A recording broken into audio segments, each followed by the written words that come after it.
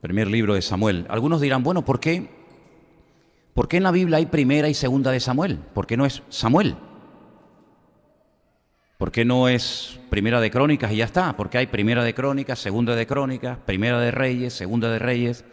Bueno, vamos a ver. El tema es que nosotros hoy en día tenemos libros.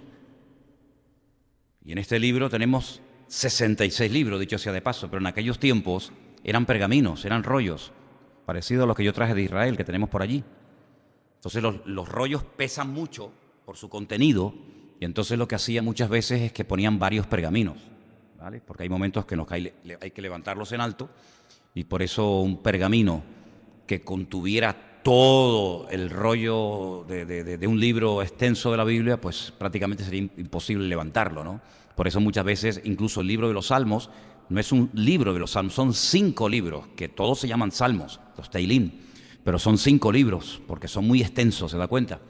Y nosotros estamos en la primera parte de este pergamino, en primera de Samuel, y la semana pasada vimos cómo el pueblo de Israel se empeñó, y no paró hasta conseguirlo, en tener un rey. Y el título del mensaje de hoy es Saúl, un sueño roto. ¿Lo puede decir conmigo? Saúl, un sueño roto. Quiero que cierres tus ojos un momento, vamos a orar. Vamos a pedirle al Señor que en esta tarde la palabra que voy a compartir con ustedes sea de bendición para todos. Y bueno, me decían hace un rato que hay gente que está viendo el culto, por supuesto en directo, y también Elena, a la cual le mandamos un saludo, que está viendo el culto, con Miriam, con Armandito y seguramente con más gente también. Les mandamos un saludo. Y te damos muchas gracias, Señor, por el privilegio que nos das ahora de abrir tu palabra y estudiarla. Y pedimos, como hemos cantado, que abras nuestros ojos para que podamos descubrir el mensaje que tú tienes para cada uno de nosotros en el día de hoy, Señor. Quita todo estorbo, quita todo impedimento y que podamos disfrutar de esta exposición de tu palabra y que salgamos de aquí fortalecidos, renovados en la fe. Y te damos gracias porque sabemos que tu Espíritu Santo va a hablar hoy a nuestras vidas y pedimos que estemos atentos a lo que tú nos quieras compartir. Te lo pedimos todo en el nombre bendito de Jesús. Amén. Primera de Samuel, capítulo 13. Vamos a estar leyendo unos versículos de este hermoso capítulo. Repito, Primera de Samuel, capítulo 13. Vamos a arrancar a partir del versículo 1. Dice así la palabra del Señor. Tome nota y fíjese en los detalles y en los datos que vamos a encontrar en la lectura.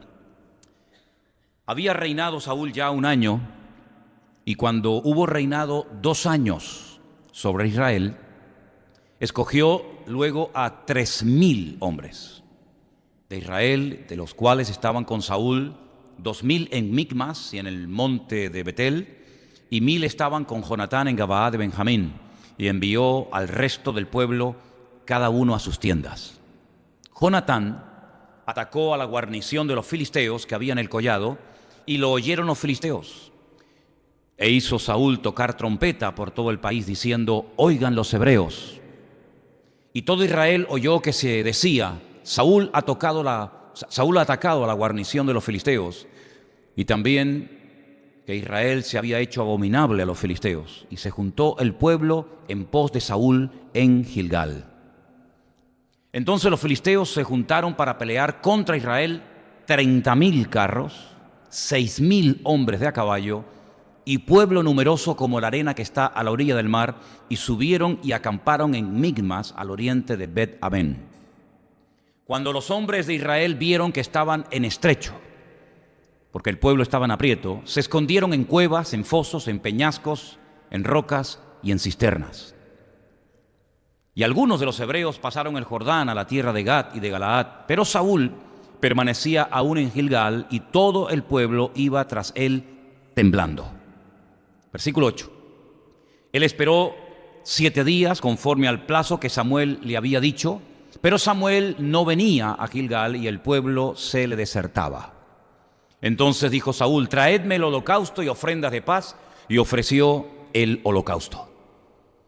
Y cuando él acababa de ofrecer el holocausto, y aquí Samuel que venía, y Saúl salió a recibirle para saludarle. Entonces Samuel dijo: ¿qué has hecho?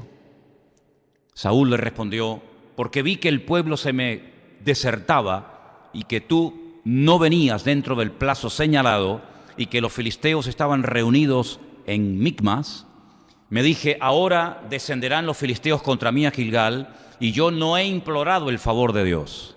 Me esforcé pues y ofrecí el holocausto. Entonces Samuel le dijo a Saúl, locamente has hecho, no guardaste el mandamiento del Señor tu Dios, que Él te había ordenado. Pues ahora el Señor hubiera confirmado tu reino sobre Israel para siempre. Mas ahora tu reino no será duradero. El Señor se ha buscado un varón conforme a su corazón, al cual el Señor ha designado para que sea príncipe sobre su pueblo, por cuanto tú no has guardado lo que el Señor te mandó. Vamos a parar ahí la lectura, después seguramente leeremos otros textos. En la vida hay leyes que tienen que ver con la física, con la química, con un montón de apartados diferentes de la vida. Y en el mundo espiritual, en el reino espiritual también hay leyes, y tienes que conocerlas, las leyes del reino. Una de las leyes del reino de Dios es que lo que siembras recoges. Esa es una ley incuestionable.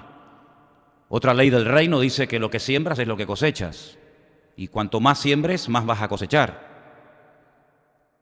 Pues hay una ley en el reino que tiene que ver con la bendición y al mismo tiempo con el pecado.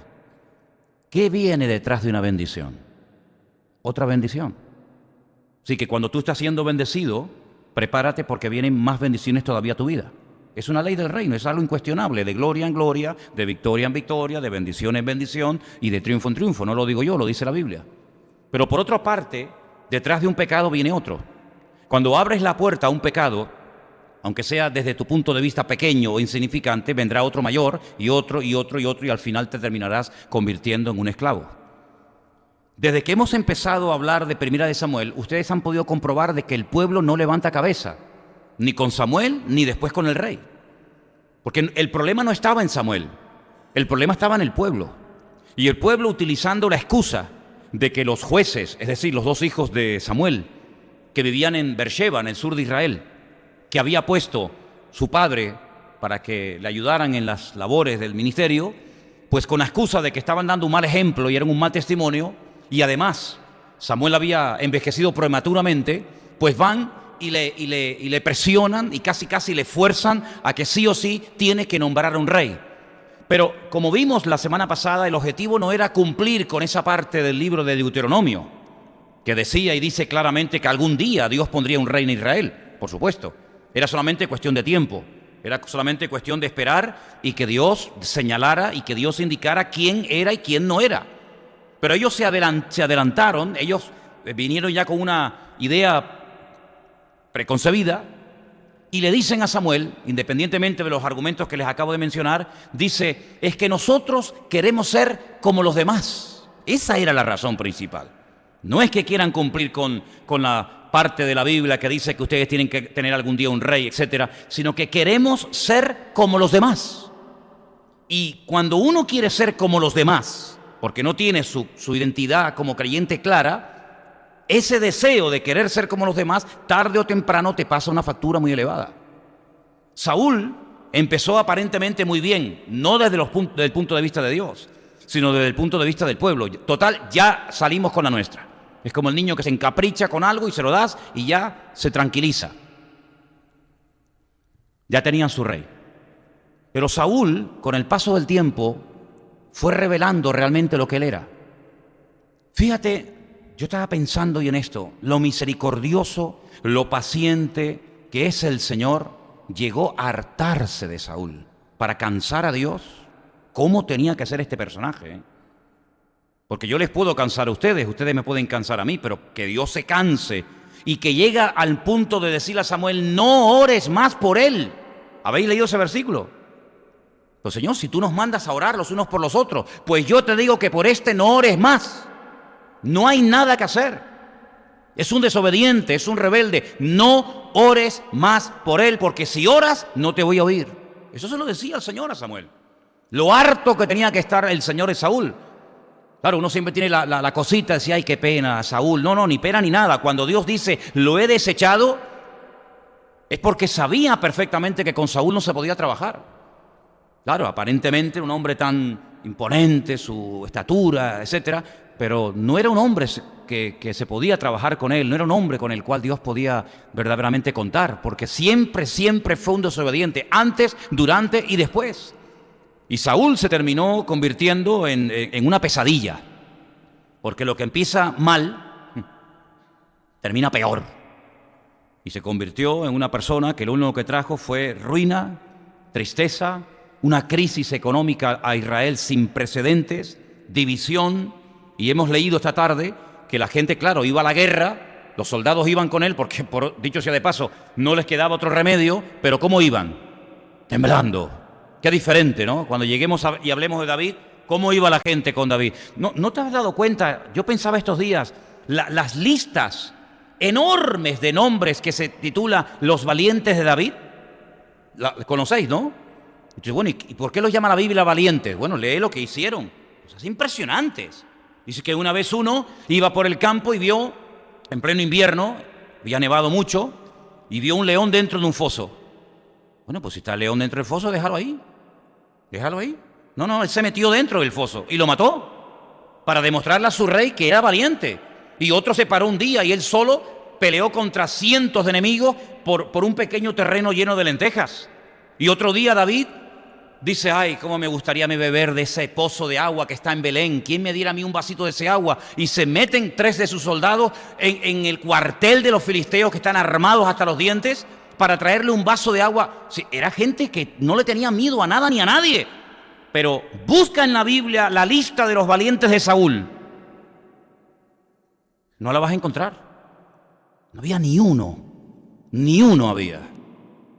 Preferían irse con David al desierto a pasar durante un tiempo fatigas y calamidades que estar con Saúl, porque Saúl era un hombre inseguro, un hombre desobediente, un hombre que no tenía la gracia de Dios sobre su vida, y eso es lo que él transmitía. Y la Biblia dice que le seguían con miedo, le seguían temblando. Aquel hombre al final se convirtió en un juguete roto. ¿Quieren rey? Toma rey. Tomen el rey que querían. Al final se arrepintieron toda la vida de haber nombrado a aquel hombre. ¿Y total para qué? Ay, cuando tú te metes en algo que no es de Dios, piénsatelo bien, ¿sabes? ¿Para qué te metes en rollos que no son de Dios? Al final, ¿para qué? ¿Para salir llorando, herido?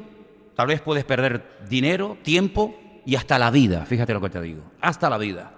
Fíjate lo loco que era este hombre sin el respaldo de Dios. Claro, cuando uno tiene el respaldo de Dios, te metes por la pared. No hay nada que te detenga. Pero cuando tú no tienes la bendición de Dios sobre tu vida, ándate con ojo, no te metas en camisas de 11 varas. Porque por eso yo leí esta tarde este capítulo, porque dice la Biblia que al principio, cuando van a la guerra y se cuentan los soldados que tiene uno y que tiene otro, en el versículo 2 dice que Saúl tenía 3.000 soldados. Escogió luego 3.000 hombres de Israel. Se llevó a 2.000 con él. Y a su hijo Jonatán le dice, tú llévate 1.000. Bueno, 3.000 hombres son un montón de gente, sí, pero espérate un momento. Vete al versículo 5 y dice, los filisteos se juntaron para pelear contra Israel. Y dice cuántos eran. 30.000 carros, 6.000 hombres de a caballo y pueblo numeroso como la arena que está a la orilla del mar. ¿Y a ti cómo se te ocurre ir con 3.000 personas a pelear contra los filisteos que vienen 30.000 en carros de combate? Miles de soldados y una multitud que no se puede contar. ¿No habéis leído la lectura, no habéis prestado atención a la lectura esta tarde? Dice que cuando un rey ve que le van a atacar, lo que tiene es que sentarse y ser honesto consigo mismo y decir, espérate un momento, vamos a ver, ¿cuántos somos? 10.000. Bien. ¿Cuántos soldados son los que nos vienen a atacar? 20.000. No, pues hijo, tú verás lo que haces. Si tú crees que con 10.000 le puedes plantar cara a los que vienen contra ti con el doble, pues tú verás. Pero si no, llega a un acuerdo con él, ríndete, manda mensajeros para que no termines perdiendo tú y todos tus soldados la vida. Este no lo hace, este ni consulta. ¿Ustedes ven que consultó con el Señor? ¿Ustedes ven que dice, bueno, vamos a orar para ver si tengo que ir a la guerra o no?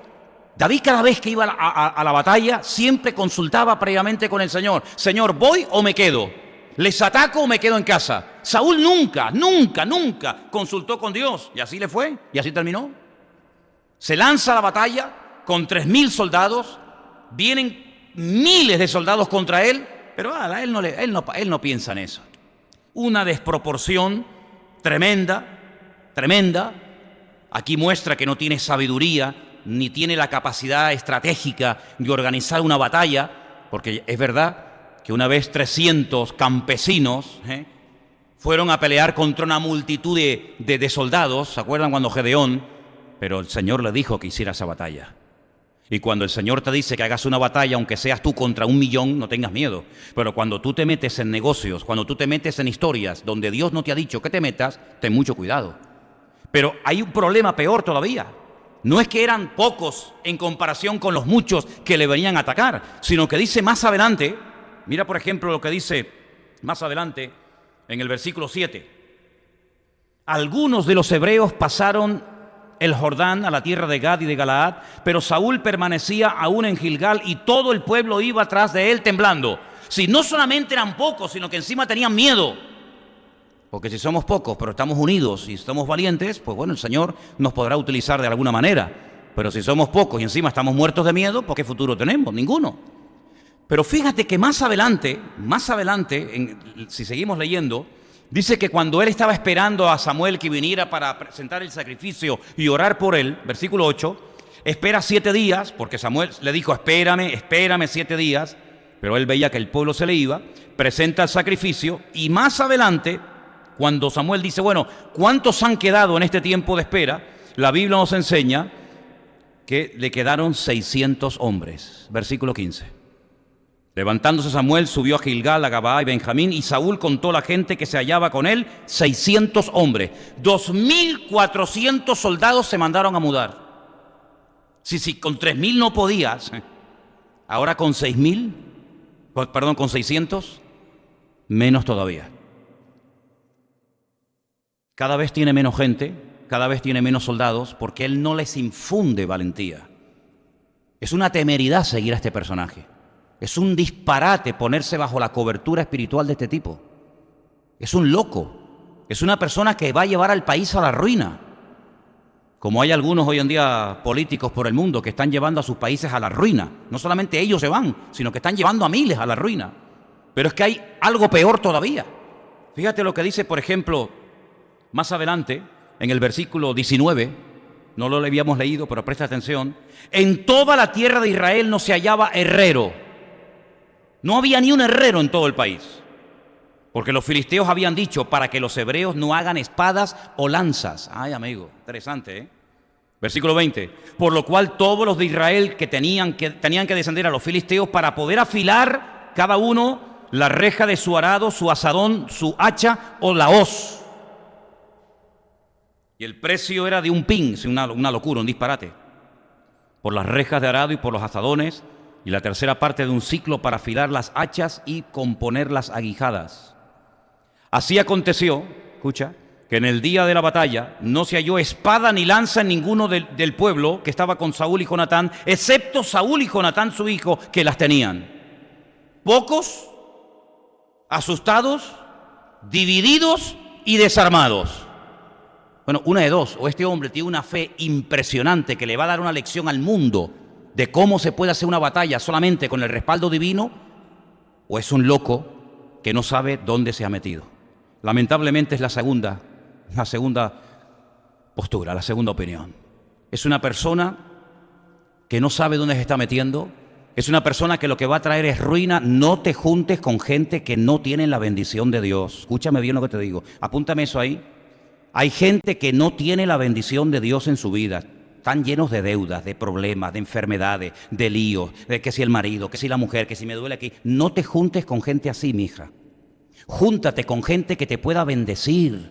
¿Por qué la gente iba a donde estaba Cristo? Porque Cristo era una persona que sanaba a los enfermos, que echaba fuera a los endemoniados, una persona que transmitía esperanza. Pero ¿para qué te vas a juntar con una persona que está peor que tú? ¿Para qué te vas a juntar con un criticón, con un deprimido, con un amargado? ¿Para qué? Para que corras el peligro de que puedas terminar perdiendo lo poco o lo mucho que tú dices que tienes. Júntate con alguien que te pueda bendecir. No tiene el mundo un refrán que dice, y ustedes lo saben mejor que yo, el que a buen árbol se arrima, buena sombra le cobija, ¿no? Pues la Biblia dice, anda con sabios y sabio serás. ¿Cómo es tu vida? Pues claro, yo no fui a la iglesia porque me convenció a mí ningún pastor.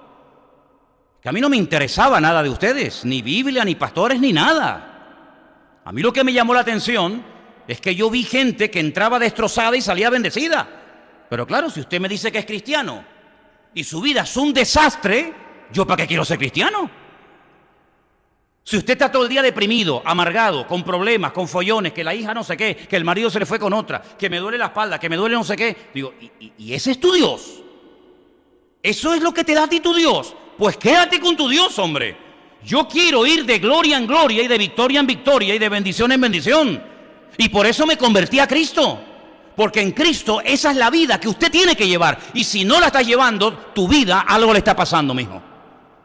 Porque claro que uno puede tener problemas y luchas y dificultades. Usted ve, por ejemplo, la vida de David.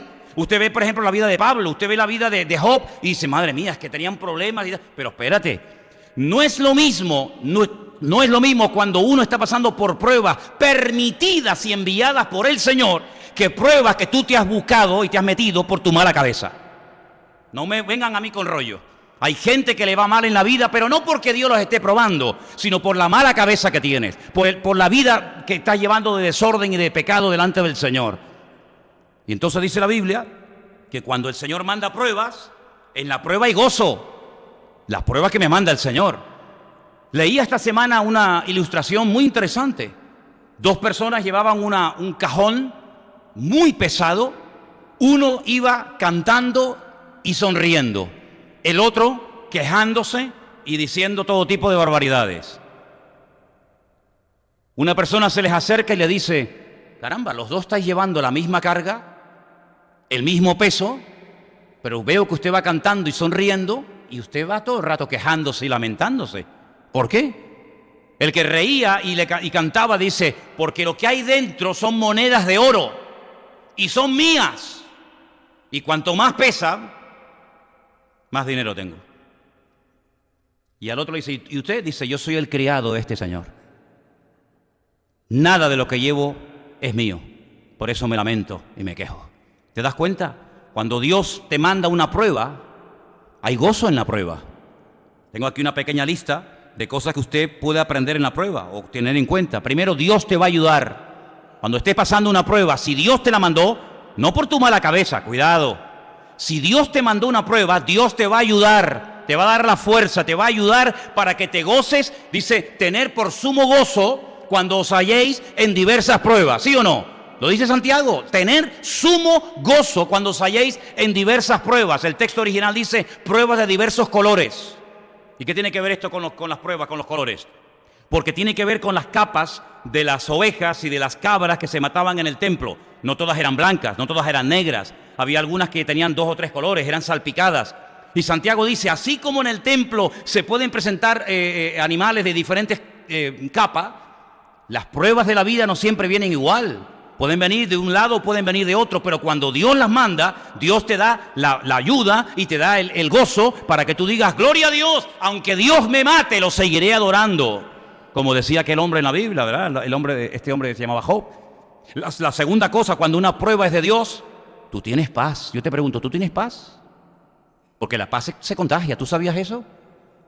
Tú acércate a una persona que está bien en Dios y aunque tú no le digas nada, te transmite algo tú. Tú acércate a una persona que está mal y dentro de ti dices, Dios mío, quítamela de en medio. Porque se transmite el mal rollo. Pero cuando una prueba es de Dios, tienes paz en tu corazón. No entiendo nada, esa es una de las características de una prueba enviada por Dios. No entiendo nada, no sé por qué me está pasando esto ahora, pero si mi Dios es tan bueno y creo que lo es y es justo conmigo, tengo una paz, aunque estoy en medio de un huracán que ni te imaginas tú. ¿No estaban aquellos dos en la cárcel cantando lleno de gozo y de paz? ¿Por qué? Porque era algo que el Señor había permitido. Pero cuando algo no te lo ha mandado Dios, sino que tú te has metido en follones por tu culpa y por tu mala cabeza, estás amargado, te estás todo el día quejando, le estás echando la culpa al diablo, a Dios, a la iglesia, al pastor, a los hermanos, al marido, a la esposa, a todo el mundo menos a ti. Una tercera cosa que aprendemos cuando estamos pasando por pruebas de Dios es que esas pruebas te acercan a Él. Dios no te manda una prueba para machacarte, para hundirte, sino para que te acerques más a Él. Ese es el objetivo final de la prueba. Acercarte al Señor, conocerle, darte cuenta que si estoy enfermo, Él me puede sanar. Porque si nunca estoy enfermo, ¿cómo sé que Dios sana a los enfermos? Yo estuve una vez enfermo y yo sé que Dios sana, porque yo estuve enfermo y Dios me sanó. ¿Cómo sé que Dios liberta? Porque yo cuando me convertí fui a la iglesia primera vez, yo llevaba 4 demonios dentro de mí. Algunos dirán, yo no creo en eso, ahí me da igual lo que usted crea. Yo sé que yo tenía 4 demonios en mi vida y me atormentaron durante años y me tenían destruido. Pero yo sé que Dios salva. ¿Por qué? Porque a mí me salvó.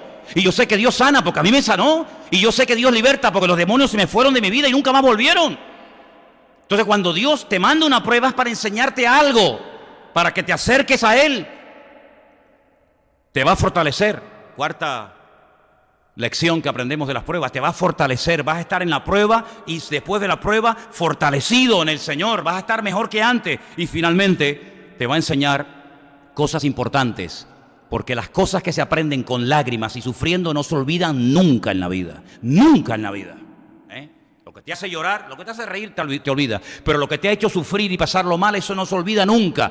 Por eso estas cinco cosas, Dios no me ayuda, Dios me dará su paz, el Señor me acerca a Él, Él me fortalecerá y me enseñará cosas grandes y ocultas que yo no conozco, es la clave para saber si estoy metido en una prueba que Dios ha mandado a mi vida o yo me he metido en camisas de 11 varas. Por eso, hermanos queridos, este hombre, Saúl, fue una pérdida de tiempo. Quieren rey, toman rey. Pero ustedes que lo han pedido, al final se van a terminar hartando de él. Y terminó la gente agobiada. Con Saúl, la gente terminó agobiada. La gente, dice la Biblia, que se iban a una cueva enorme que se llama la cueva de Adulán, entristecidos, endeudados, deprimidos. ¿Por qué? Porque allí había un joven pastor que no tenía nada que ofrecerles. Pero estar al lado de David era una delicia.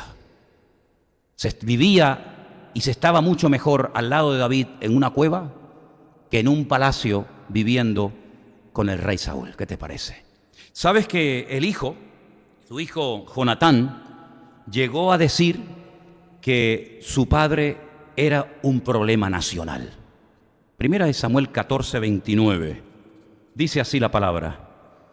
Jonatán dijo, mi padre ha turbado el país. Mi padre es el que ha traído la ruina a este país. El propio hijo, no es un enemigo el que está hablando, es su propio hijo, el príncipe de Israel, Jonatán, reconoce que el país está tan mal, la gente está tan hundida por culpa de su propio padre.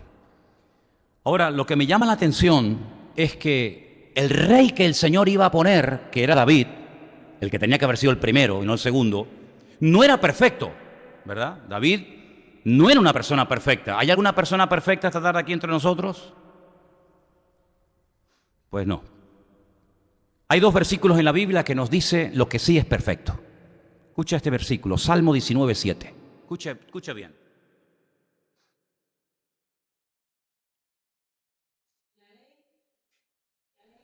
Jehová es perfecta, convierte el alma. El testimonio de Jehová es fiel. La palabra de Dios es perfecta, dígalo conmigo.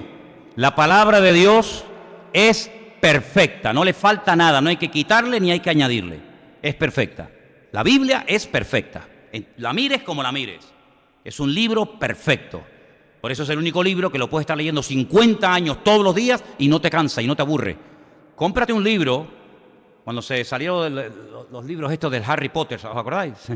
Toda la gente venga a leer los libros. ¿Quién lee los libros de Harry Potter hoy en día? Nadie. ¿Tú serías capaz de leerte 50 años seguidos todos los días el Quijote? ¿Quién se lee el tocho ese? Yo creo que ni Cervantes se lo leyó.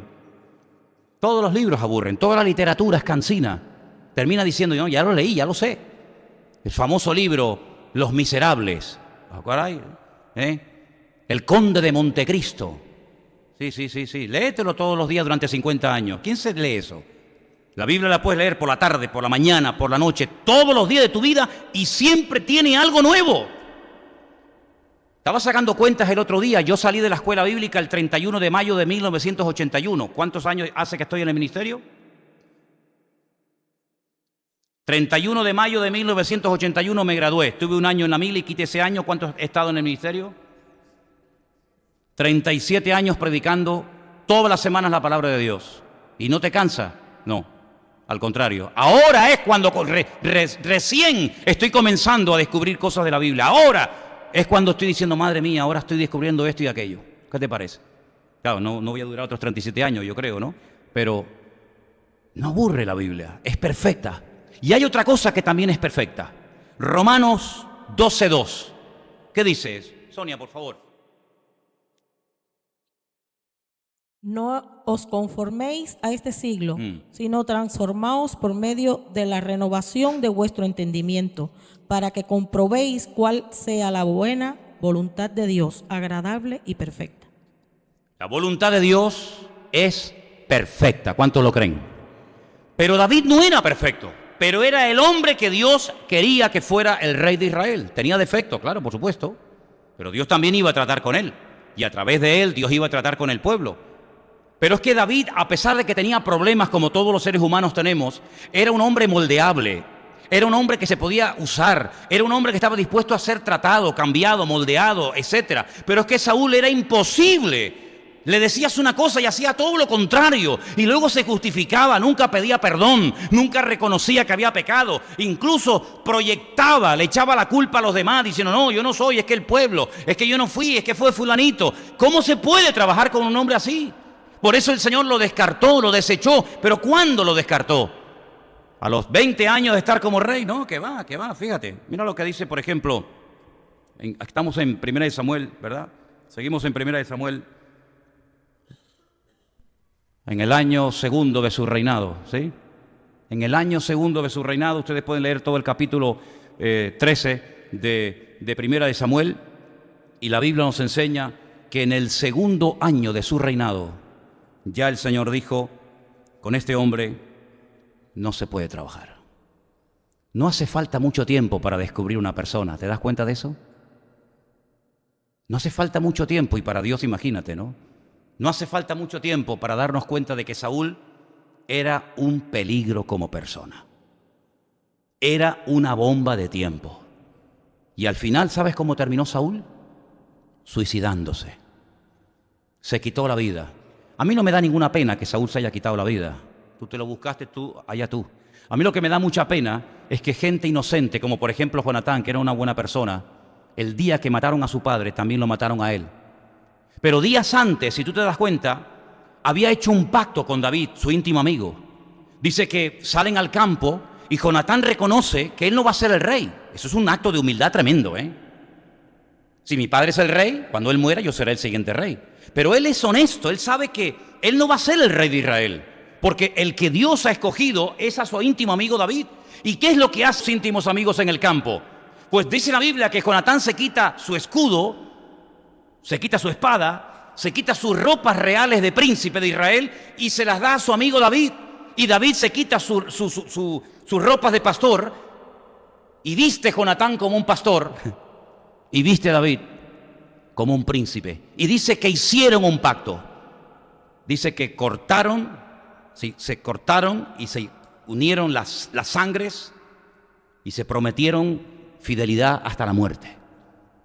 Dice, yo sé que cuando tú seas rey, yo seré el segundo en el reino, yo seré tu mano derecha, ten misericordia de mi descendencia. Pero la Biblia nos enseña que Jonatán también murió.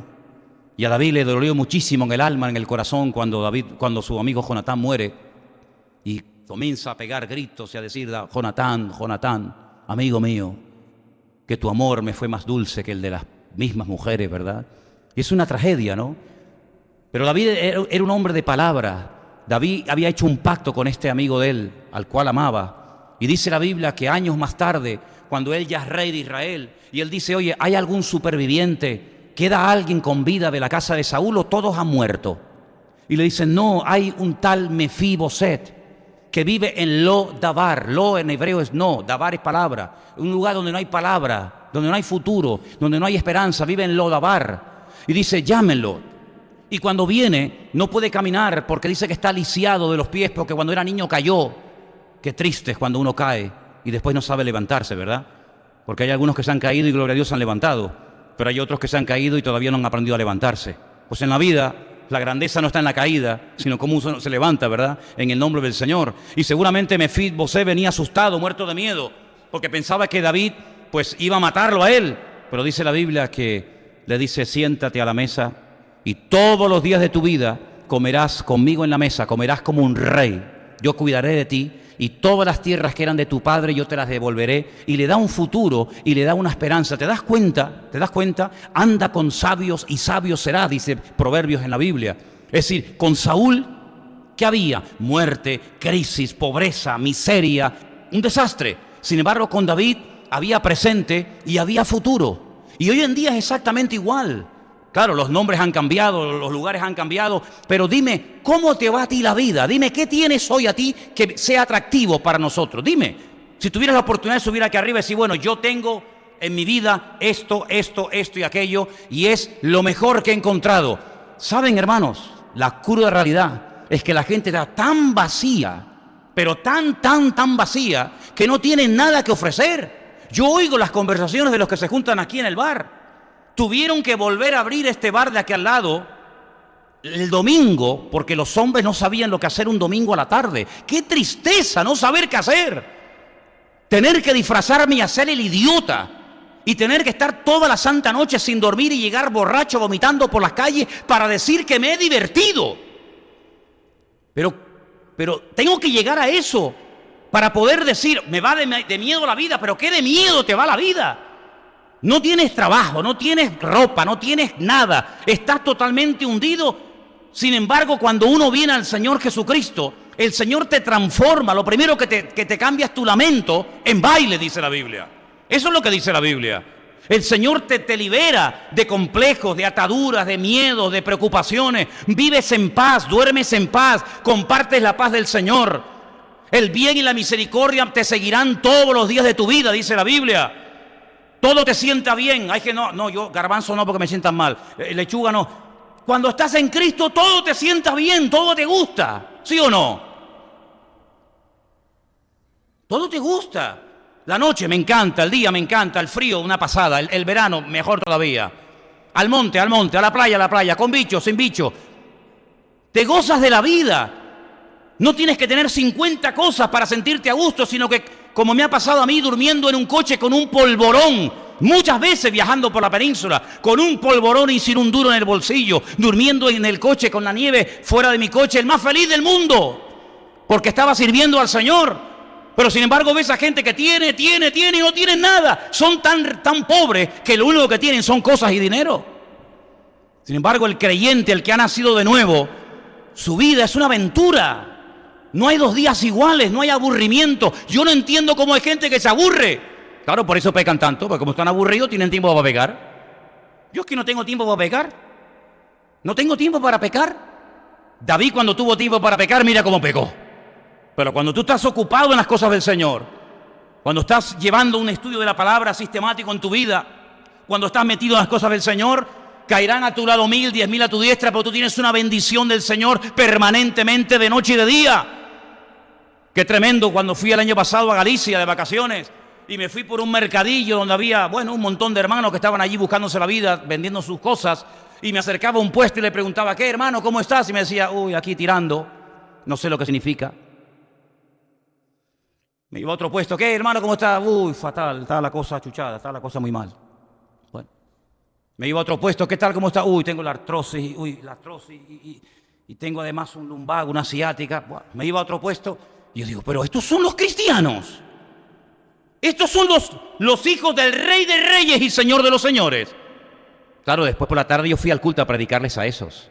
Saqué la metralleta. Saqué la metralleta en el púlpito y lo hice un desastre allá adentro. Digo, si yo fuera mundano, si yo fuera uno del mundo, en vez de vuestro hermano en Cristo, yo no me convertía a vuestro Cristo, ni a vuestra religión, ni a vuestra Biblia en la vida, porque dais pena. Y después todos con el pescadito detrás del coche. El pescadito lo tienes que poner, es allí un tiburón lo que tienes que poner allí. Menos pegatinas, menos pescadito y más vida práctica, hermano. ¿Y saben lo que le pasó a Israel? Que por precipitarse cometieron equivocaciones terribles. y al final las terminaron pagando muy dura, muy caramente. Y por eso yo te pregunto a ti esta tarde, los pasos que tú estás dando, ¿con quién consultas? No, yo con la almohada, sí, pues te va a responder la almohada, sí, te va a responder la almohada a ti. ¿Con quién consultas? ¿A quién le hablas, Señor? ¿Qué hago? ¿Sigo con esto o lo corto ya? ¿Me voy o me quedo? Claro, si tú no consultas con nadie, mijo, después no te enfades con Dios, después no te enfades con la vida, después no te enfades con las circunstancias. Consulta con el Señor. David era un hombre de guerra, sabía que tenía una unción sobrenatural para ir a la guerra, pero nunca fue a la guerra, ahí a la aventura, sino que decía, Señor, ¿voy o no voy a la guerra? Consultar con el Señor. Saúl nunca lo hizo. Un día, leyendo, si me viene a Samuel, fíjate tú, es que, mira, cuando uno está mal, todo lo que hace sale mal. Dice, hoy no va a comer nadie, no quiero que nadie, fíjate tú, en la guerra, trabajando, sudando, corriendo, jugándote la vida, que no coma nadie. Porque si alguien lo hace, la maldición de Dios cae sobre su vida. Claro, todo el mundo asustado, nadie comía. Claro, la gente no respondía, falta de energía, no comían. Es como esos que hoy en día están por ahí. No sé si hay alguna persona aquí en la iglesia. ¿Cómo está? Bien. No puede decir bien, ¿por qué? Porque como no come, está anoréxica perdida. Y se llama cristiano. Jonatán no había oído esto. Jonatán no lo había oído, su hijo. Pero su hijo se había ido él solito y mató a un montón de filisteos. Y la gente contenta. Y cuando viene Jonatán, dice que se mete en un bosque. Y claro, él tiene hambre. Y dice que había un río de miel en ese bosque. ¿Lo crees? Un río de miel. Corría así la miel por todo el bosque. La Biblia dice que Israel es tierra de leche y miel. ¿Sí o no? ¿Vale? Pues Jonatán llegó, cogió miel, se mojó la boca, comió la miel y dice que se le aclaró la vista. Claro, tenía una fatiga el pobre y recobró fuerzas. ¡Ay, amigo! Cuando se entera el padre. ¿Quién ha quebrantado la orden de no comer? Y le dicen, tu hijo comió hoy algo de miel. Dice, pues aunque sea mi hijo, lo mato. Y le dice el pueblo, ¿y tú vas a matar al hombre que hoy nos ha salvado la vida y ha matado a más filisteos en un día que tú en toda tu vida? Ni se te ocurra ponerle un dedo a tu hijo encima. Era un loco. Los locos terminan volviendo loca a la gente.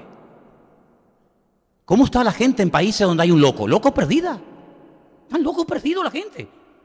Están locos. ¿Por qué? Pues están bajo la cobertura de un loco. Y lo que hay que hacer es orar para que Dios se los lleve. Ay, hermano, yo oraba para que se convirtiera. Si no se han convertido no es porque no les hayan evangelizado, sino porque se resisten al evangelio. Y si no se convierten a las buenas, Señor, llévatelo. Y no es la primera vez que ocurre eso en la Biblia. Ay, si hubieran orado así en Cuba hace muchos años, no hubieran tenido 50 años al Barbas. Si estuvieran orando así en esta línea los cristianos en Venezuela, hace muchos años que este sinvergüenza ya se hubiera marchado y no tendría el pueblo muerto de hambre. Porque a esta gente se le ha evangelizado y a esta gente se le ha hablado del Señor y esta gente sabe quién es Cristo y sabe quiénes son los evangélicos y sabe lo que es una Biblia y saben todo, pero no quieren convertirse porque han endurecido sus corazones. Y el Señor dice en su palabra que cuando te hablan y tú te endureces, el Señor te cauteriza la conciencia para que ya, como Faraón, ya no tienes oportunidad ni para el arrepentimiento, amigo. Ese es lo peor que le puede pasar a una persona. Ya ni convertirte te vas a convertir. Y por eso cuando Saúl se muere, cuando Saúl se quita la vida, el pueblo cobra aliento y dice, por fin se nos quitó este cáncer de encima.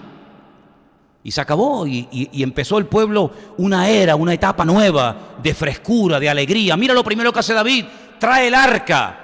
¿Tú crees que Saúl preguntó alguna vez dónde estaba el arca? A él no le importaba dónde estaba el arca del Señor. David le enseña al pueblo a danzar.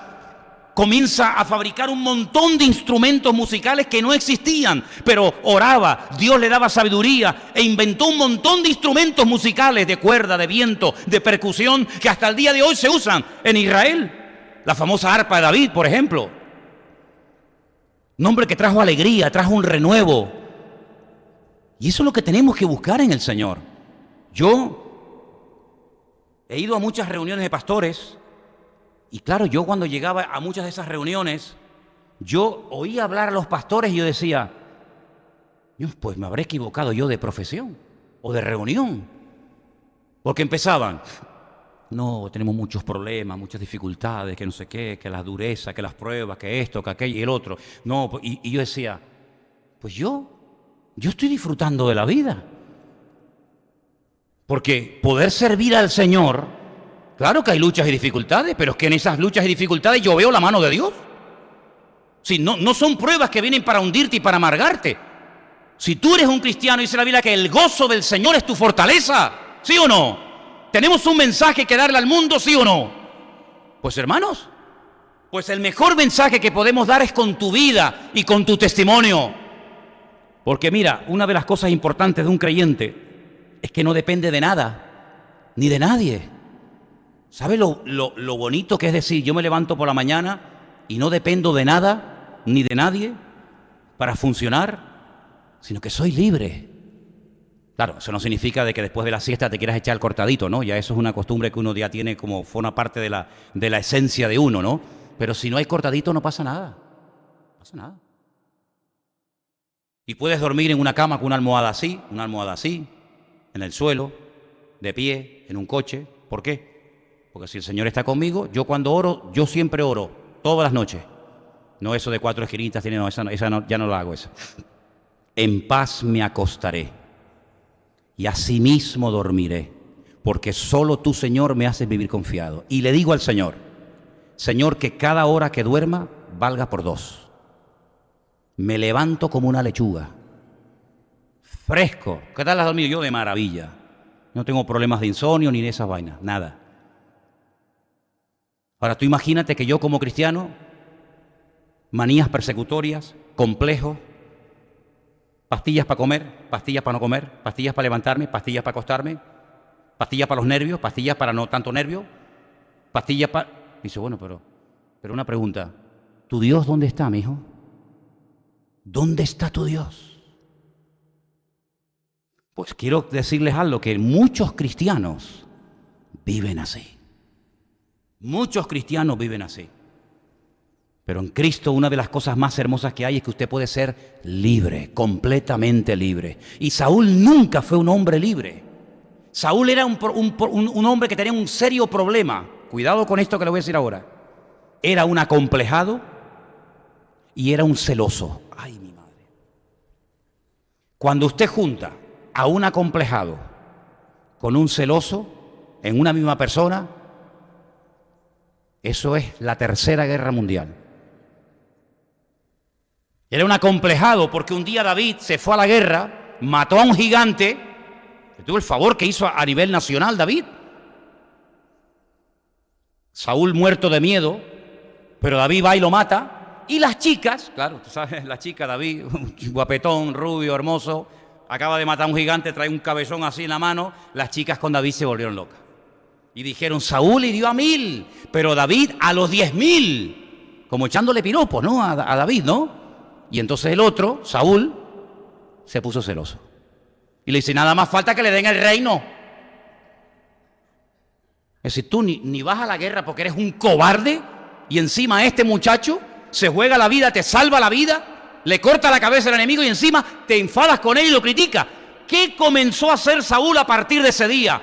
A perseguir a David con la intención de matarlo. Un acomplejado, celoso. Y los celos son muy peligrosos porque te hacen ver cosas que no existen. ¿Usted sabía eso? Persona celosa te dice, ¿con quién hablabas? ¿Yo? ¿O nadie? ¿Cómo que no? Si yo te vi. ¿Qué me vas a ver si estaba todo el día metido en la habitación? No, pues yo te vi. ¿Y qué le dije? Bueno, eso es, mira, eso es horroroso. Eso es terrible, de verdad. Eso parece, Señor, o te lo llevas o te lo mando. De verdad, ¿eh? Terrible, terrible. ¿Tú te crees que un rey que tiene que matar a filisteos, que tiene que darle buena vida a la gente, que tiene que tener la frontera segura, que tiene muchas responsabilidades, todo su empeño durante años y años fue matar a David? Y luego era un falso, porque era un falso. Le dice un día a David, mira, yo quiero que tú seas familia mía, quiero que seas mi yerno. Y David le dice, ¿yo? Un don nadie, un desgraciado, un pastor de ovejas, que sea yo yerno del rey. No, por favor, eso es demasiado honor para mí. Pero yo quiero que seas mi yerno. Bueno, pero dime algo, es que yo no tengo nada para ofrecerle a la princesa de Israel. Que la princesa había que echarle de comer aparte también, ¿eh? Cuidado con las que se venden como princesas. Porque hay algunas que se venden como princesas que después son, vamos, madre mía, una piedra en el zapato era la princesa aquella. Dice, no, dime algo, es que yo no tengo una dote, no tengo recursos económicos. Le dice, mira, tráeme 100 prepucios de filisteos. También menuda petición le hace ¿no? Y David se va, pero dice, claro, si yo le pido a este que me traiga 100 prepucios de filisteos, alguno lo va a matar, que es lo que yo quiero, que lo maten. Bueno, pues viene y le dice, toma, 200. Es que a mí me encanta David. Yo, la verdad, si yo pudiera volver en la máquina del tiempo, yo me hacía soldado de David, porque es que este tío, me encanta el David me encanta. Yo qué pena que no viví en una época que ya, no viví en esa época. Todo tienes el amor, Dios te bendiga, hermano. A mí me hubiera gustado esa época de pim, pam, y me hubiera encantado. Pero bueno, ¿qué vamos a hacer? Le da a la mujer. Y entonces David, que era un hombre de Dios, espontáneo, campechano, el hombre quería adorar y adoraba, y el hombre quería cantar, no tenía ese miedo al ridículo, porque no era un acomplejado como el suegro, sino una persona feliz de la vida, pues resulta que se pone a danzar por las calles de Israel, y claro, doña Mical, que era igual que el padre, porque la Biblia dice la Biblia no, perdón, lo dice el mundo, de tal palo tal astilla, la Biblia dice tal la madre, tal la hija, ¿no? Pues se queda mirando por la ventana y dice, tu chiquita, bailando ahí. Y cuando llega por la noche a la casa, Mical está con los morros. Con los morros. Y David dice, ¿qué te pasa? ¿No te da vergüenza haber danzado por las calles ahí, todo el mundo mirándote por las calles? Y David le dice, vergüenza a mí, vergüenza te tiene que dar a ti. A mí no me da ninguna vergüenza adorar a mi Dios. Y si crees que he hecho el ridículo, más todavía lo voy a hacer. Y dice que a partir de ese día nunca más se acostó con ella y fue viuda hasta el día de su muerte. Fue viuda en vida, que ese es otro tipo de viudez que hay en la Biblia. Viuda en vida. Tu marido está vivo, pero tú vas a ser viuda, como si yo hubiera muerto para ti. Y ahí se quedó. ¿Y qué te parece, amigo? Saúl fue un juguete que se rompió al poco tiempo, porque no fue el rey puesto por el Señor. Y tú tienes que asegurarte de que las decisiones que tomes en la vida, las tomes en la voluntad del Señor. Quiero terminar diciéndote algo. Mira, cuando tú vayas a tomar una decisión de la índole que sea, sentimental, económica, familiar, en fin, de la índole que sea, como he dicho, primero, no tomes nunca una decisión, escúcheme bien, sobre todo jóvenes y todos los que están aquí, para huir de una situación. ¿Qué quieres decir con huir de una situación? Quiero decir que a veces he visto gente que se ha casado, chicos o chicas, para huir de una situación familiar que no soportan más. Un padre tirano, una situación familiar terrible, y entonces dice, mira, yo me voy a casar con este, que es feito, no es muy allá, no, pero bueno, me manda a mudar de aquí. Y al año, a los 2 años, a los 3 meses, aquello fue una ruina, porque fue una decisión tomada en la carne. Entonces no tomes decisiones para huir, ¿sabes? No, espérate. No tienes que huir, tienes que obedecer lo que te dice el Señor. Así que nunca tomes decisiones para, mira, me están ofreciendo un trabajo en no sé qué sitio y claro, aquí estoy hecho polvo, no tengo nada, estoy fatal, venga, me voy para allá. Pero espérate un momento, que dice la Biblia que más vale bocado seco y en paz con la bendición de Dios que casa llena de provisión donde no está la bendición de Dios. ¿A ti quién te ha dicho que te vayas allí, que te van a pagar 10.000 euros por mes? ¿Quién te ha dicho? No, es que aquí estoy en paro, pero ¿quién te ha dicho que tienes que ir allí? ¿Te lo ha dicho el Señor, no? Entonces, ¿cómo se te ocurre a ti ir? ¿Cómo se te ocurre a ti ir? Si dice la Biblia que ahora Él es mi rey, Él es mi cabeza, Él es mi autoridad, ¿cómo voy? Ahora aquí, ahora compro, ahora vendo, cuando más bien deberíamos decir, si el Señor quiere, haremos esto o lo otro. Luego, no huyas de situaciones, por muy bonitas que vengan las ofertas, ¿sabes? Por muy bonitas que vengan. Me acuerdo cuando vino a hablar conmigo el Partido Popular para ofrecerme un puesto. Sí. No, yo nunca he entendido cómo hay pastores que dejan el ministerio por meterse en la política. Nunca lo he entendido. Que dejen la política por servir al Señor ahora mismo. Pero dejar yo, embajador de Cristo, mi ministerio y mi llamado, para meterme en... ¿Estamos locos o qué? A Billy Graham le ofrecieron hace años ser candidato republicano para la presidencia de Estados Unidos. Y este hombre, este gran varón de Dios, dijo, ¿yo dejar de predicar el evangelio para ser presidente de los Estados Unidos? ¡Ni loco! Fíjate lo que le ofrecían. Así que no tomes decisiones para huir de una situación difícil, apretada económicamente. No tomes esas decisiones así porque te vas a equivocar. Segundo lugar, cuando estés enfadado o enfadada, porque ustedes también se enfadan, porque el enfado de algunos hombres dura media hora, las mujeres 20 años después te dicen, ¿pero qué te pasa? ¿Qué me pasa? Encima me preguntas ¿qué me pasa? No sé, ¿qué te pasa? No sé. ¿Qué quiere? ¿Tú no te acuerdas que en el año 1800... Si no se acuerda ni dónde dejó la llave, se va a acordar de lo que le está diciendo hace 20 años, el tarado. No tomes decisiones cuando estás enfadado. Nunca. Porque te vas a equivocar. Me largo, ya no aguanto más. A la semana, perdóname, me equivoqué. Pero tampoco tomes decisiones cuando estés desanimado, cuando estés triste. Porque también te vas a equivocar. Así que no huyas tomando decisiones a la carrera, sin consultar con el Señor, sin esperar en Dios, como hizo Israel y se equivocó de rey. No tomes decisiones cuando estés enfadado, desanimado. No tomes decisiones porque otros están haciendo lo mismo. No, es que todo el mundo se está yendo para allá. ¿Y a ti qué te importa? Es que todo el mundo lo hace. No imites a nadie, sigue tú al Señor.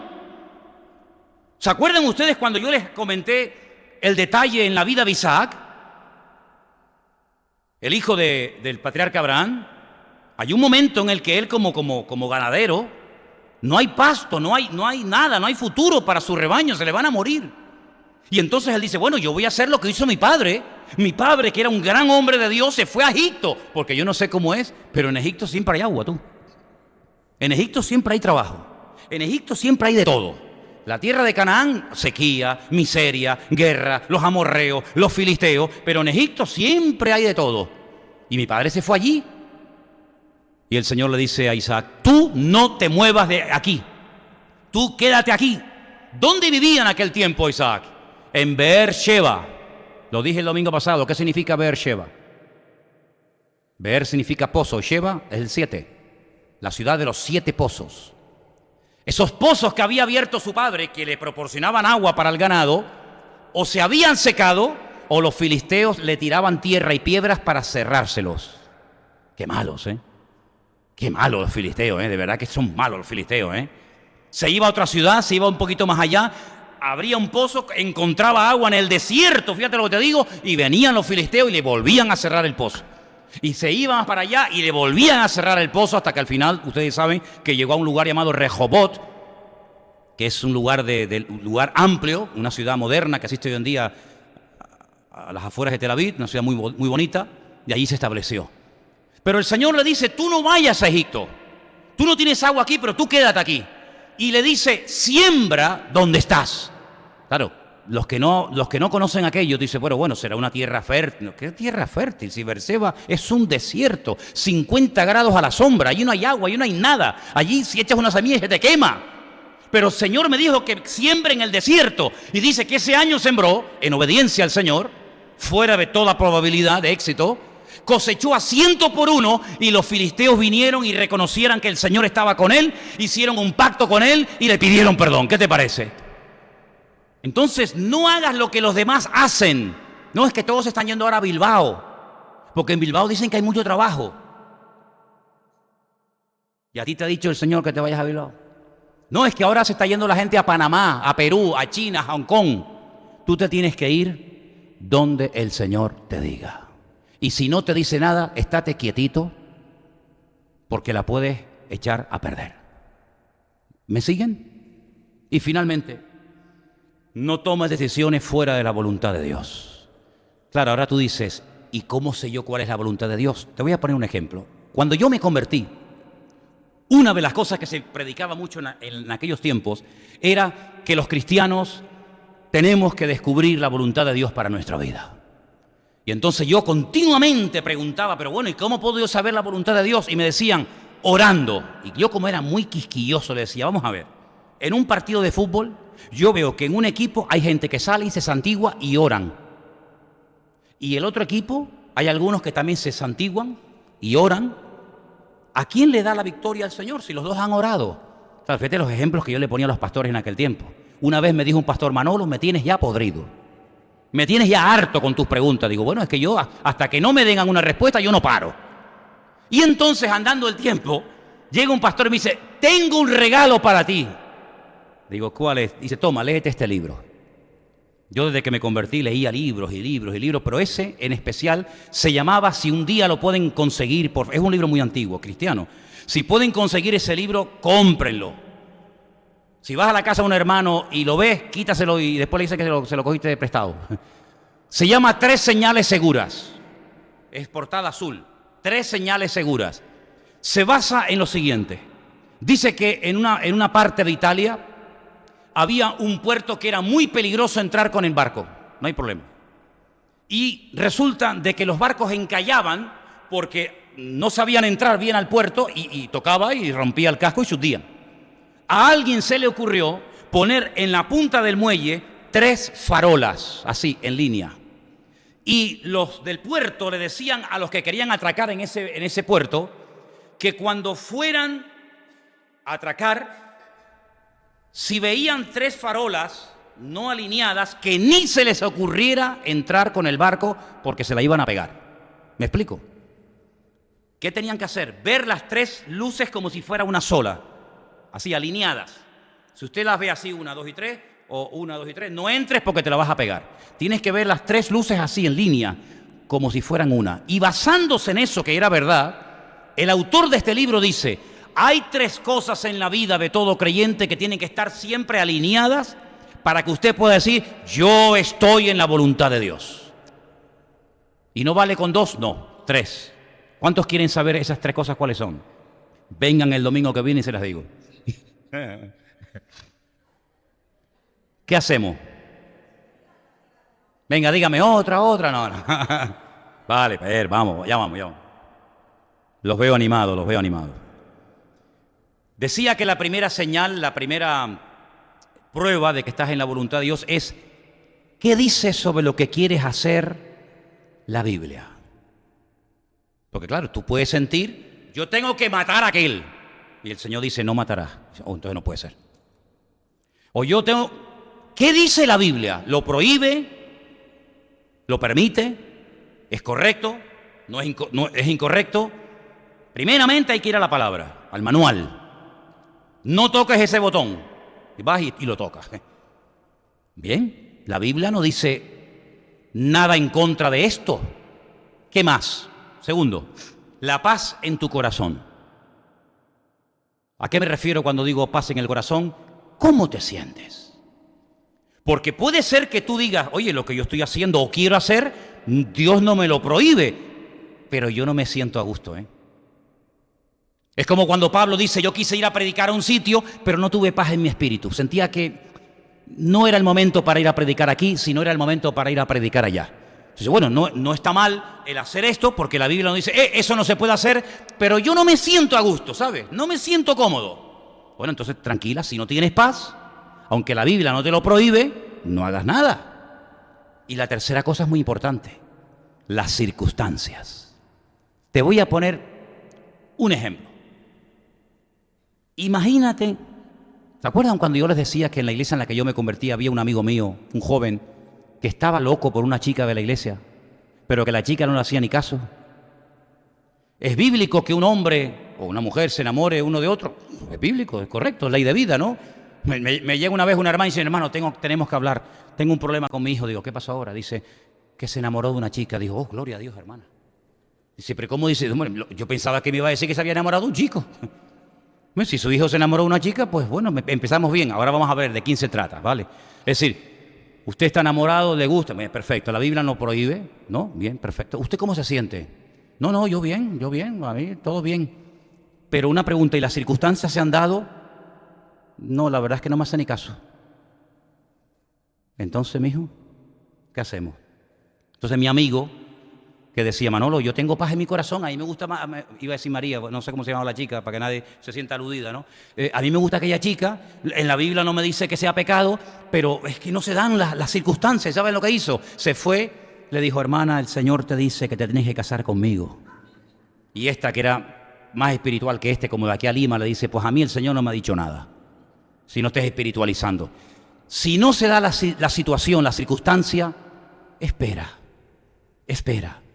Señor, yo he orado para comprar esta casa. Tu palabra no me prohíbe el que yo me compre una casa para mi familia. Tengo paz, yo creo que podríamos ser felices y esta casita está bien, está cerca de la iglesia o lo que sea, pero no tengo el dinero. Entonces, mijo, ¿la vas a comprar con la paz de tu corazón la casa? ¿La vas a comprar con fe, con amor y esperanza y vida eterna? Tendrás que tener el dinero. Si no se da el dinero, puede ser que tengas el dinero, pero no tienes paz en tu corazón. Dice, oye, la podría comprar, pero no sé por qué. No sé, entro a la casa y hay algo raro. Pues entonces, si no tienes paz en tu corazón, si las circunstancias no se dan y si la palabra no te avala, no te muevas. Yo lo he puesto en práctica. Yo lo he puesto en práctica en mi vida. Y te voy a poner un ejemplo y termino. No sé si Elena me está viendo todavía, pero cuando yo era soldado, un miércoles por la tarde yo salía a dar un paseo. Y pasé por un paseo marítimo allí en Cádiz, y cuando paso por una iglesia ponía Iglesia Evangélica Bautista. Y yo en mi vida había entrado en una iglesia bautista. Yo me había criado en otro contexto. Y yo dije, voy a entrar a ver cómo es una iglesia bautista. Claro, a mí me sonaba Juan el Bautista. Yo decía, no, Bautista, pero a Juan el Bautista le cortaron la cabeza. ¿Qué harán allá adentro? Entonces yo entré a la iglesia bautista, pero con ojo, a ver, ¿no? Y cuando llegué, hice un recorrido así, una panorámica, hice un plano así general. Y entonces vi una chiquita que yo dije, oye, mira las bautistas, están guapas las bautistas. Las bautistas están guapas. Las demás no, las demás eran de verdad, que el Señor las bendiga, ¿no? Pero, no, es más, te soy sincero. Pero esta chiquita bautista, digo, oye, mira qué cosita tan interesante. Me voy a hacer bautista, tú. Termina el culto, los jóvenes van a dar una vuelta y me dicen, ¿quieres dar un paseo? Digo, sí, claro, ahora mismo. Y yo me fui con los bautistas. Yo me puse al lado de la bautista. No, voy a sentar al lado del presbiteriano, mira tú. Y entonces yo le dije, qué bien, ¿de dónde eres? No, de Galicia. Digo, qué bien, mira, yo también soy muy lejos, de Canarias. Mira tú por dónde nos venimos a conocer en Cádiz. Mira la vuelta que da la vida, ¿no? Y entonces llego el domingo otra vez a la iglesia. Yo para ir al culto. Llega para ver el culto. Y a la bautista. Por la mañana era la escuela dominical y nos dividían por clase. Y ella cuenta que cuando estábamos sentados en el banco y ella estaba sentada al lado mío, dice ella, si no pregúntele para que vea, que cuando yo leí, dice que el banco vibró. Y ella dijo, ¿qué voz tiene este chico? Y ¿te diste cuenta? Salimos otra vez a pasear y le pedí el teléfono. Fíjate tú, claro, pero sin WhatsApp, cuidado. No existía WhatsApp. Y tú dices, ¿cómo? ¿No existía WhatsApp? No, es que el WhatsApp no siempre... Bueno, un día te lo explicaré. El teléfono una cosa se daba vuelta, se daba así. Ustedes no saben lo que estoy hablando. Bueno, pues el Facebook, eso, ni el que creó el Facebook había nacido. Ni el muchacho que lo inventó había nacido. No existía Facebook, nada. Ni correo electrónico, nada, hermano, nada.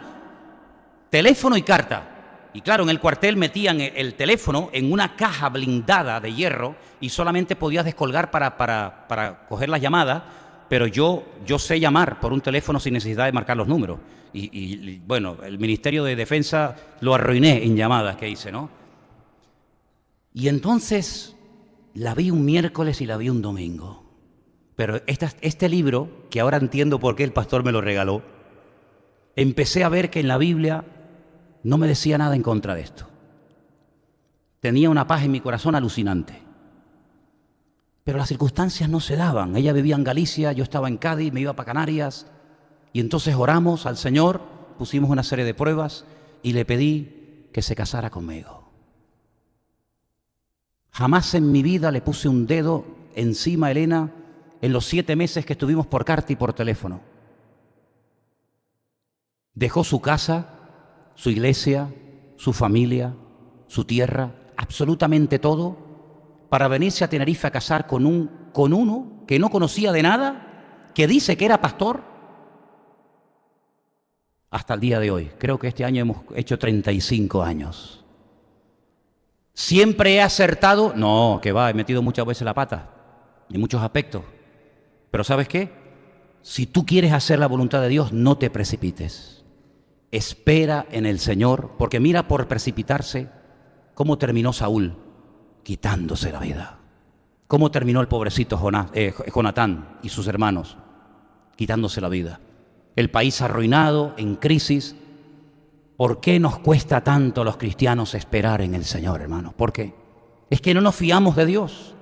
No nos ha demostrado ya fehacientemente el Señor que uno se puede fiar de Dios. Ya sé que por ahí hay un versículo, yo sé que ustedes saben muchos versículos. Maldito el hombre que confía en el hombre. Sí, yo también me lo sé. Pero también te recuerdo que hay uno que dice, más bienaventurado el varón que confía en el Señor su Dios. Y yo les quiero decir esta noche para concluir que confiemos en Dios. Que no seamos como Israel, que venga la carrera y ahora, sino esperemos en el Señor. Porque aunque David no era perfecto, era el hombre escogido por Dios. Y ese era el que Dios tenía preparado. Lo que pasa es que era muy jovencito. Dios lo estaba preparando. Y cuando nosotros somos capaces de fiarnos de Dios y esperar en el Señor siempre, siempre te dará lo mejor. ¿Cuántos dicen amén? Claro, vendrán pruebas y dificultades. Cuidado, esto no es un camino de rosa, que no hay dificultades. Pero cuando una prueba viene y el Señor está en la barca, gloria a Dios. Yo prefiero ir en una barca en tormenta, pero donde el Señor va conmigo, que ir en un barco de lujo, en un crucero, en un mar maravilloso, en calma, donde no va la presencia del Señor. Vamos a orar, hermanos, por favor. Cierre sus ojos ahí donde está. Recuerda esta palabra, por favor. No pongas como rey de tu vida cualquiera. No te juntes con personas que no tienen nada que ofrecerte. Es más, apártate y huye de personas que, llamándose hermanos, dice la Biblia, no llevan una vida coherente, alineada con el Señor. Pablo no dijo, no, tienen que huir. No, Pablo dijo, lo que les dije es que no se junten con personas que, llamándose cristianos, llevan una vida desordenada. Con esas personas no te juntes porque van a pensar que todos somos iguales y nada más lejos de la realidad. Nada más lejos de la realidad. El Señor nos tiene que dar mucha luz y sabiduría y pedirle al Señor que nos ilumine para no tomar decisiones equivocadas y para que al final aquellos sueños que teníamos tan bonitos y aquellas ideas tan maravillosas se terminan convirtiendo en una pesadilla, perdiendo tiempo y energías y dinero.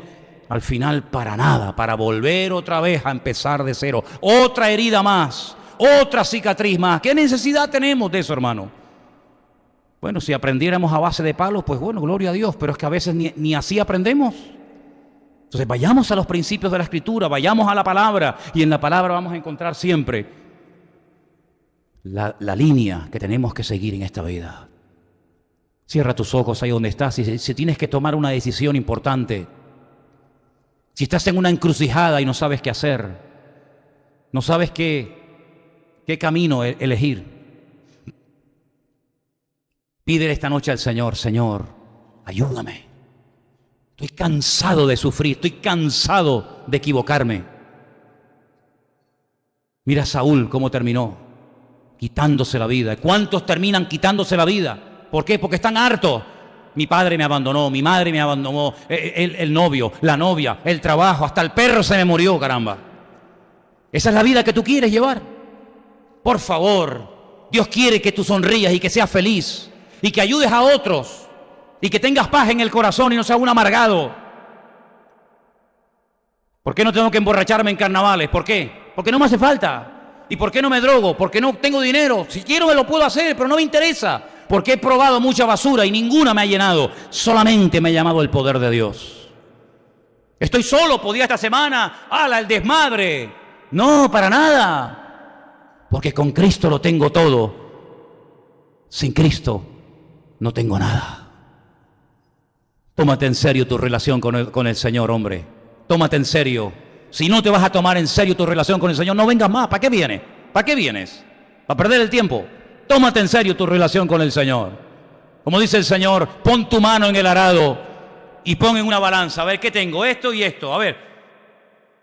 Y ya verás que como el Señor no hay nada. Yo enterré a mi padre, ¿sabe? Yo prediqué en el funeral de mi padre. Y cuando yo me despedí de mi padre, la última vez que lo vi ya en la caja, le dije, papá, hasta pronto. Nos volveremos a ver en la otra vida, porque Él fue el que me trajo a mí a la iglesia. Él fue el que me trajo a mí al Señor. Y yo tuve el honor y el privilegio de predicar en el funeral de mi propio padre. Pero no fue una tragedia, sino fue un hasta pronto. El Señor ha decidido que tú llegues primero que yo, pero espérame que ya llego. Espérame que ya voy para allá. Así que pon tu mano en el arado, confía en Dios, que el Señor tiene lo mejor para tu vida. Ayúdanos, Señor, a tener en cuenta estos principios, estas enseñanzas, esta palabra, que tú seas lo primero y más importante de nuestra vida, Dios mío.